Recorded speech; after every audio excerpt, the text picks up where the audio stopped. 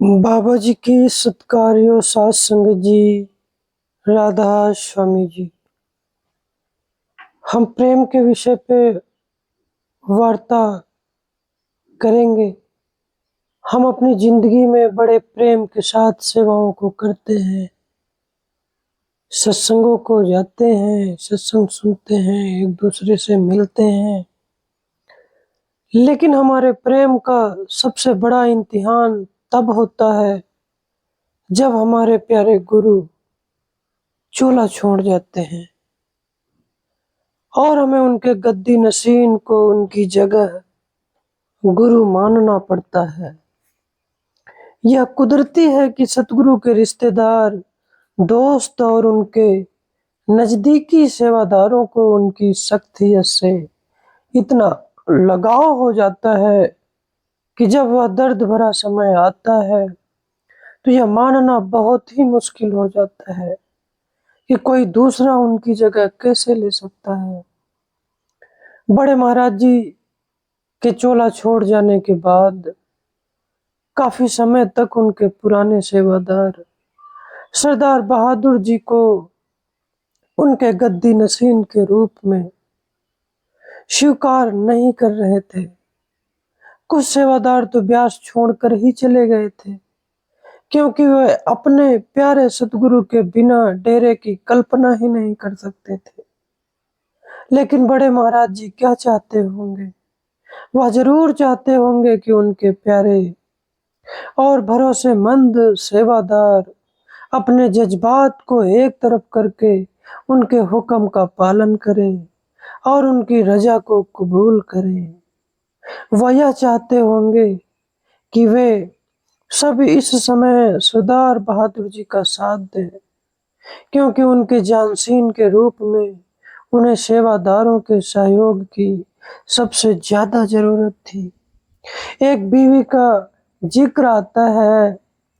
महाराज जी जब दर्शन देने आते थे तो वह बीवी आंखें बंद कर लेती थी। ऐसा कई दिनों तक चलता रहा। फिर यह बात महाराज जी तक पहुंचाई गई। महाराज जी ने कहा चलो कोई बात नहीं। उस बीवी से पूछा गया कि बीवी तू ऐसा क्यों करती है? वह कहती है कि मैं अपने गुरु के अलावा किसी दूसरे का मुख नहीं देखना चाहती हूँ। एक दिन महाराज जी दर्शनों के लिए आए और उस बीवी के सामने खड़े हो गए। महाराज जी ने अरदास की कि बीवी सर तो उठा। और जैसे ही उस बीवी ने सर को उठाया, उसने अपने गुरु का चेहरा पाया। हमारे गुरु गद्दी नशीन के रूप में हमारी जिंदगी भर संभाल करते रहते हैं, यहाँ भी संभाल करते हैं और मौत के बाद भी हमारी संभाल करते हैं। सदगुरु हमको जोर देते हैं कि हमको अपने जज्बात से ज्यादा उनकी तालीम पर हमको ध्यान देना चाहिए। उनकी तालीम हमको याद दिलाती है कि सतगुरु का देह स्वरूप एक ना एक दिन तो छोड़कर चला जाएगा। हमारा भी शरीर यहाँ छोड़कर चला जाएगा, लेकिन उनका जो शब्द स्वरूप है उनके गद्दी नशीन के रूप में सदा हमारी रहनुमाई करता रहता है। उनकी तालीम हमको यह भी याद दिलाती है कि प्रेम का मतलब क्या होता है। प्रेम का मतलब होता है हुक्म का मानना। अगर हमें गुरु पर पूर्ण विश्वास है तो हमें उनके गद्दी नशीन पर भी पूरा भरोसा करना चाहिए। फिर चाहे हमारा मन कुछ भी कहे, और जब हम नए सतगुरु को दिल से सहयोग करते हैं, फिर चाहे हमारा मन अपने प्यारे सतगुरु की जुदाई के गम से कितना भी डूबा हुआ क्यों ना हो, हमको उनके हुक्म में रहना और गहरे प्रेम का सबूत पेश करना है।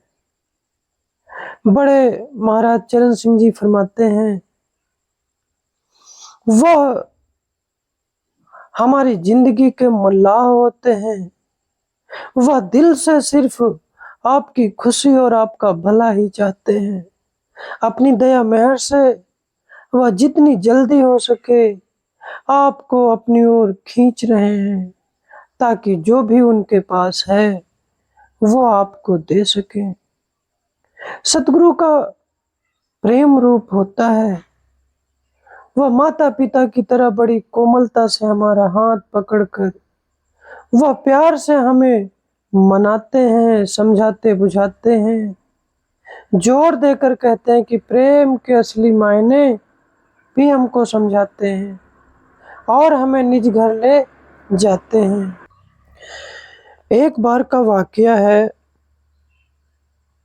कि भारतीय महाकाव्य में यानी महाभारत में प्रेम से की गई सेवा के बारे में एक बड़ा सुंदर सबक मिलता है।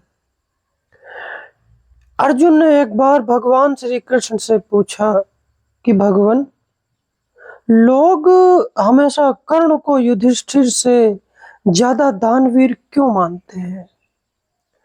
जब भी किसी ने दोनों से कुछ मांगा उन्होंने कभी मना नहीं किया, फिर भी कर्ण को युधिष्ठिर से ज्यादा महान क्यों समझा जाता है? भगवान कृष्ण ने मुस्कुराते हुए कहा, चलो मैं तुम्हें दिखाता हूं कि आखिर ऐसा क्यों। दोनों गरीब ब्राह्मणों का वेश धारण करके पहले युधिष्ठिर के दरबार में गए और कहा कि उन्हें यज्ञ के लिए बहुत सी चंदन की लकड़ियां चाहिए। युधिष्ठिर ने उसी वक्त अपने सैनिकों को राज्य में सब और चंदन की लकड़ियां ढूंढने के लिए भेज दिया, लेकिन बरसात का मौसम था, इसलिए सारे पेड़ गीले हो गए थे। सैनिक चंदन की गीली लकड़ियां लेकर दरबार में आए, लेकिन गीली लकड़ियों से यज्ञ पूरा नहीं हो सका। इसी ब्राह्मण के वेश में श्री कृष्ण और अर्जुन कर्ण के दरबार में गए और कर्ण से फरियाद की कि हमें थोड़ी सी चंदन की लकड़ियां चाहिए। कर्ण ने थोड़ी देर सोचा और विचार किया कि बारिश हो रही है, सूखी लकड़ियों का मिलना बहुत ही मुश्किल है, लेकिन एक तरीका है, आप थोड़ी देर इंतजार करें। कर्ण ने अपने महल के दरवाजे और खिड़कियां कटवा डाले जो चंदन की लकड़ी के बने हुए थे। उनके टुकड़े करके उसने चंदन की सूखी लकड़ियां दोनों ब्राह्मणों को दे दी। वे दोनों दान लेकर महल से निकल कर आए। लौटते हुए श्री कृष्ण ने अर्जुन से कहा, क्या तुम्हें अब दोनों में फर्क समझ आया? अगर हमने युधिष्ठिर से भी उसके महल के दरवाजे और खिड़कियां मांगे होते तो वो मना ना करता, लेकिन उसने खुद इस बारे में नहीं विचार किया। हमने कर्ण से उसके दरवाजे नहीं मांगे थे। युधिष्ठिर दान करता है क्योंकि यह उसका धर्म है। कर्ण दान देता है क्योंकि उसे देने में बड़ी खुशी मिलती है। यह है दोनों में फर्क। इसीलिए कर्ण को युधिष्ठिर से बड़ा दानवीर माना जाता है। यह कहानी हमें सोचने के लिए मजबूर करती है, क्या हम भी सेवा को फर्ज समझकर करते हैं, या फिर हम इसलिए सेवा करते हैं कि हम सेवा करना चाहते हैं? बाबा जी एक जगह पर फरमाते हैं, जो दूसरों को कुछ देना चाहता है उसके लिए सेवा करना बहुत आसान होता है, और जो कुछ पाने की उम्मीद रखता है उसे सेवा बहुत मुश्किल लगती है।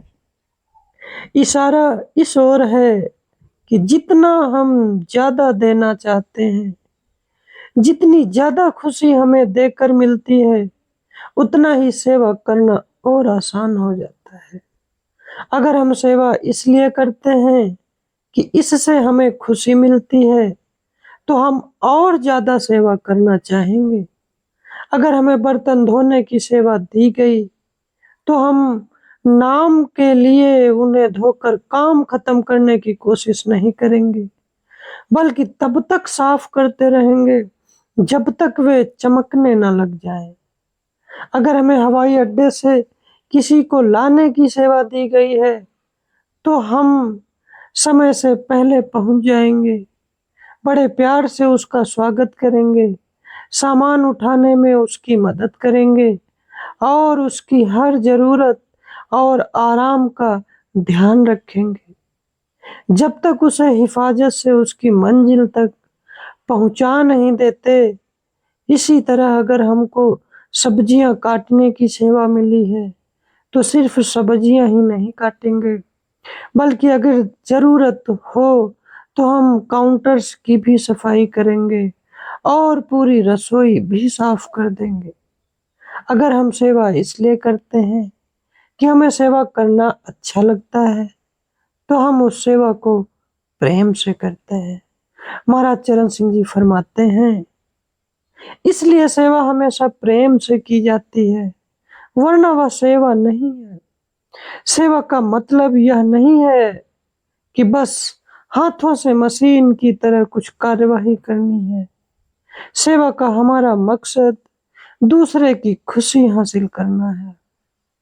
अगर हम सेवा को मशीनी काम की तरह करते हैं तो उसका नतीजा भी मशीन ही होगा। जितने प्रेम से हम सेवा करेंगे, उतनी ही गुरु की खुशी भी हासिल कर पाएंगे, उतना ही प्रेम और खुशी हम अपने साथ वापस लेकर जाएंगे। जब हम सेवा से प्रेम करते हैं तो सेवा हमें रोजमर्रा का काम या ड्यूटी नहीं लगती, उसमें हमें आनंद आने लगता है। फिर जैसे कर्ण के साथ था, हम कुदरती ही अपनी जिम्मेदारी से आगे बढ़कर काम करते हैं और बहुत प्रेम से सेवा करते हैं। एक बार का वाकया है कि एक सेवादार किसी दूसरे सेवादार की सेवा के प्रति प्रेम भावना का जिक्र कर रहा था। इस सेवादारनी को अपने सत्संग सेंटर की चाबियां संभालने की सेवा दी गई थी, क्योंकि वह समय की बहुत पाबंद थी और जिम्मेदार थी, इसलिए उस पर भरोसा किया जा सकता था। कई सालों तक उसने बहुत से अलग अलग महकमों में सेवा की। वह किसी भी सेवा में कोई फर्क नहीं समझती थी। जब सेंटर में कोई कंस्ट्रक्शन का काम चल रहा होता तो वह ईंटें उठाने की सेवा करती। जब बर्तन धोने की जरूरत होती तो वह बर्तन भी धोती। उसकी नजरों में सेवा तो सेवा है, जो काम दिया जाए वह करना है। उसकी ऐसी सोच का इम्तिहान तब हुआ जब उसे पैसे के लेन देन वाले महकमे में सेवा करने के लिए कहा गया। एक घरेलू औरत होने के नाते, जिसने कभी बाहर काम नहीं किया था, पहले तो वह यह सोचकर घबराई कि उसे चेक भरने पड़ेंगे, बिल संभालने पड़ेंगे और लेन देन का हिसाब रखना पड़ेगा। लेकिन उसने अपने डर को पीछे करके कई सालों तक यह सेवा निभाई। उस सेंटर से सेवादारों का जत्था खुली सेवा के लिए डेरा या फिर किसी दूसरे सेंटर में साल में 1 या 2 बार जाता था। पक्की सेवादार होने के नाते उनके साथ जाना उस सेवादारनी की ड्यूटी थी।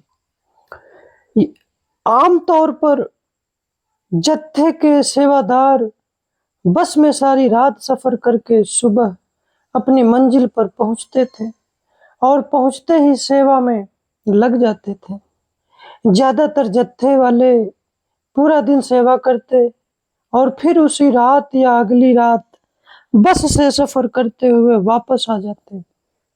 उम्र के उस पड़ाव पर और सेहत की उन तमाम तकलीफों के बावजूद अगर कोई उस सेवादारनी से पूछता कि क्या वह जत्था सेवा पर जाना चाहती है, तो हो सकता है कि वह मना कर देती।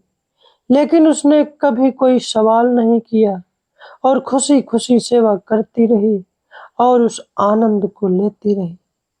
यह सेवादारनी 70 साल की उम्र से ऊपर की है और सेवा के प्रति प्रेम की एक मिसाल है। उसकी मिसाल को देखते हुए हमें ऐसा महसूस होता है कि सेवा के प्रति हमारी भावना हमेशा एक सी नहीं रहती।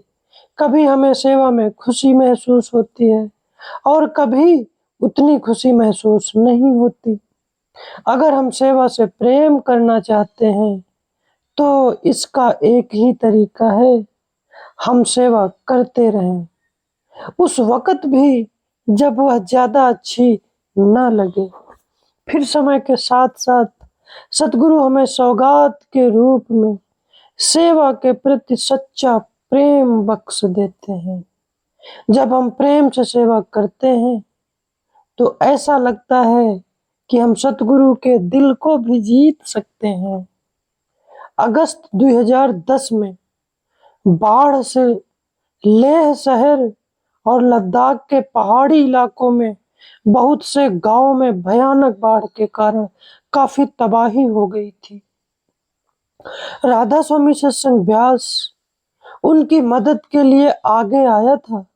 उन्हें बताया गया कि सबसे पहली जरूरत गांव वालों के लिए छत का इंतजाम करना था, क्योंकि सर्दियां आने वाली थी। सभी सत्संग सेंटर से सेवादारों को भेजने के लिए कहा गया। जल्दी ही सेवादारों के कई जत्थे कंस्ट्रक्शन के सामान के साथ शेड बनाने के लिए लेह रवाना कर दिए गए। जब ये जत्थे लेह पहुंचे तो उन्हें अलग अलग गांवों में शेड बनाने के लिए भेजा गया। उन्हें दूर दूर के ऐसे इलाकों में भेजा गया जहां इतनी तबाही हुई थी कि मदद भी आसानी से नहीं पहुंचाई जा सकती थी। सेवा शुरू होने के कुछ समय बाद वहां के इंचार्ज साहब का फोन आया कि बाबा जी सेवा का मुआयना करने के लिए 4 दिन बाद लेह पहुंच रहे हैं, क्योंकि इतने थोड़े समय में सारे शेड का काम पूरा करना मुमकिन नहीं था। इसलिए इंचार्ज साहब ने फैसला किया कि बाबा जी को दिखाने के लिए कम से कम एक शेड पूरा बनाया जाएगा। उसने सभी सेवादारों को बुलाकर बताया कि बाबा जी मुआयने के लिए आ रहे हैं, इसलिए उन्हें 4 दिन में शेड को तैयार करना है। सेवादार उनकी बात सुनकर दुगने उत्साह से काम में जुट गए। जल्दी ही यह खबर फैल गई कि बाबा जी आने वाले हैं और उन्हें एक शेड तैयार करके दिखाया जाएगा। दूसरे गांवों के सेवा जत्थेदारों ने इंचार्ज साहब से अर्ज की कि उन्हें भी अपने शेड 4 दिनों में तैयार करके सतगुरु को दिखाने का मौका दिया जाए। इंचार्ज साहब ने उनको समझाया कि उसने यह फैसला सभी मुनासिब चुनौतियों को ध्यान में रखते हुए लिया है। काम बहुत ऊंचाई पर हो रहा था, मदद बहुत कम थी, साथ ही समय भी कम था। जिस टीम को यह जिम्मेदारी दी गई थी उसके लिए भी इसे पूरा करना बहुत बड़ी चुनौती थी। इंचार्ज का ख्याल था कि इतने थोड़े समय में वे सेवादार भी जिन्हें यह काम करने का जिम्मा दिया गया है, काम को समय से पूरा नहीं कर पाएंगे। लेकिन जब दूसरे जत्थेदारों ने अर्ज की कि उन्हें कम से कम कोशिश करने का एक मौका तो दिया जाए, तो इंचार्ज साहब उनकी बात को मान गए। बाबा जी लेह पहुंचे। क्योंकि सभी सेवादारों ने बहुत मेहनत की थी, इसलिए यह सोचा गया कि बाबा जी को सिर्फ एक गांव ही नहीं बल्कि एक गांव से दूसरे गांव ले जाकर सभी शेड दिखाए जाएंगे।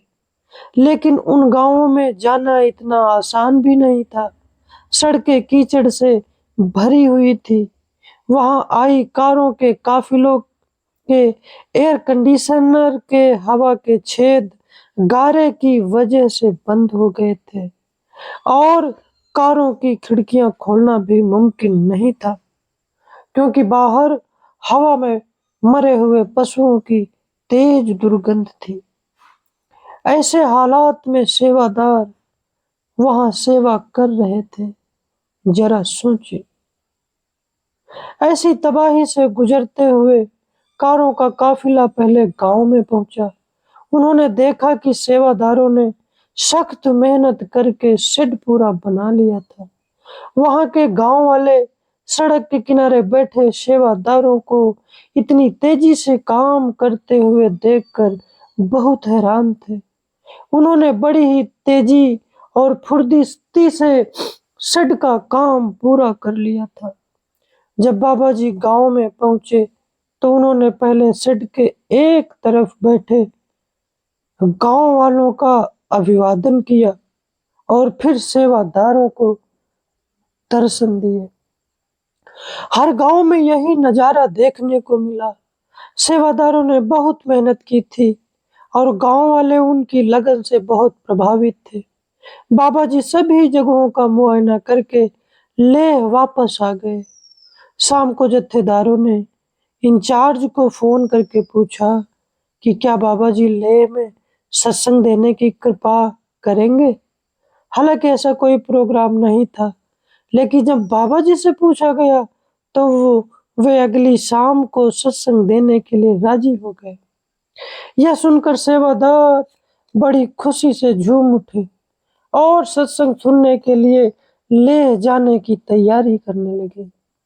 जब गांव वालों को पता चला तो उन्होंने कहा कि वे भी सतगुरु का सत्संग सुनना चाहते हैं। हर गांव में गांव वालों ने यह विनती की, लेकिन ये गरीब लोग थे जिनका सब कुछ बाढ़ में बर्बाद हो गया था। उनके लिए लेह का सफर करना और वहां से वापस आना मुमकिन नहीं था। एक बार फिर जत्थेदारों ने इंचार्ज साहब को फोन करके पूछा कि गांव वालों की ख्वाहिश है कि वह सत्संग सुनना चाहते हैं। तब यह फैसला लिया गया कि राधा स्वामी सत्संग व्यास उन गांव वालों को सत्संग के लिए उनके गांव से लेह लाने, खिलाने, पिलाने और फिर उन्हें उनके गांव वापस छोड़कर आने की जिम्मेदारी लेगा।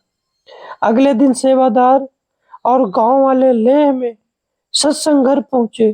पूरा हाल गाए जा रहे शब्दों से गूंज रहा था। पूरा माहौल सतगुरु के प्रेम में रंगा हुआ था। और फिर बाबा जी वहां पहुंचे। सत्संग शुरू करने से पहले उन्होंने सेवादारों का शुक्रिया अदा करते हुए कहा कि सेवादारों ने जो सेवा की है वह उससे बहुत खुश है। उन्होंने कहा कि उनके पास शुक्रिया अदा करने के लिए लफ्ज ही नहीं है। जब उन्होंने ये कहा तो उनका गला भर आया और वे आगे कुछ न बोल सके। कुछ देर बाद उन्होंने अपना गला साफ किया और सत्संग शुरू करने की कोशिश की, लेकिन जज्बाती होने की वजह से वह कुछ नहीं बोल सके। आखिर उन्होंने पाठी को शब्द पढ़ने का इशारा किया और वह सत्संग नहीं कर पाए। हालांकि गांव वाले सत्संग नहीं सुन पाए, लेकिन वे गुरु और सेवादारों के बीच इस प्रेम के नजारे से इतना प्रभावित हुए कि बाद में कईयों ने नामदान लेने की विनती की। सतगुरु हमारे लिए परमात्मा से प्रेम का जरिया है। हमारी जिंदगी में यह बात किसी चमत्कार से कम नहीं कि हम इस प्यार का एहसास कर सकते हैं और सेवा के अनगिनत मौकों के जरिए अपने प्रेम को जाहिर कर सकते हैं। मैं समस्त सेवादारों से एक विनती करना चाहता हूं कि सेवादार होने के नाते हम सबको विचार करना चाहिए कि सेवा को कितनी लगन और प्रेम के साथ करना है। सतगुरु केवल प्रेम से खुश होता है। और प्रेम कहाँ से मिलता है? वाणी में आता है कि प्रेम ना बाड़ी उपजे, प्रेम ना हाट बिकाए, राजा प्रजा जेहि रुचे, शीश दे ले जाए। शीश दे ले जाने का क्या तात्पर्य है? हमें अपने आप को पूरी तरीके से सतगुरु के हुक्म को मानना है और कम से कम 2.5 घंटे अपनी जिंदगी के रोज सतगुरु को देना है। क्या हम ऐसा कर रहे हैं? हम अपने दिल की तरफ मुड़कर झांक कर देखें कि हम कितने पानी में हैं। इस बात पर हमें जरूर विचार करना चाहिए। राधा स्वामी जी।